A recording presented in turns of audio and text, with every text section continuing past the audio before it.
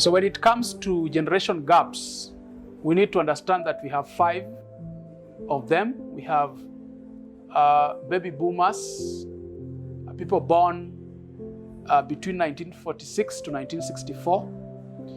Then we have Generation X, people born between 1965 to 1983. Then we have Generation Y, people born between 1984 to 1996.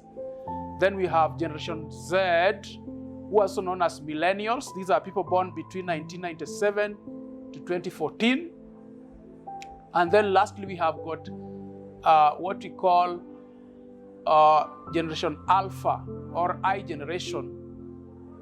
These are people born between 2015 to 2030. Now, it is important to understand these generation gaps so that we get to know, because sometimes we see people, there are people who are called analog and digital.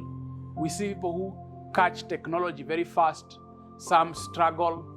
You see parents do not really understand their children. So sometimes when we get to know generations or generation gaps, we can get to understand this. Because in a typical institution, you'll find that we have got people from different generations. If it's a school, you may realize that the principal and a fresh graduate, and then we have a Form 1, these are people who are not in the same generations.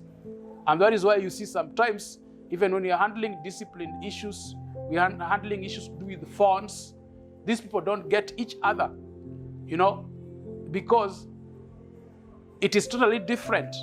That's why you see now we have things like Zoom, Google Meet.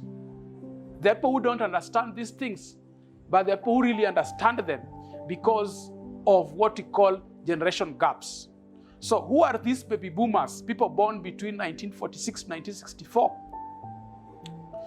Some of their features include they have a strong work ethic. 2, they are independent. 3, they are goal-oriented. 4, they are team-oriented. And 5, they are focused and resourceful people. Generation X, people born between 1965 to 1983, are responsible at workplace. They loathe being managed a lot. They are driven by what we call hands-off management philosophy.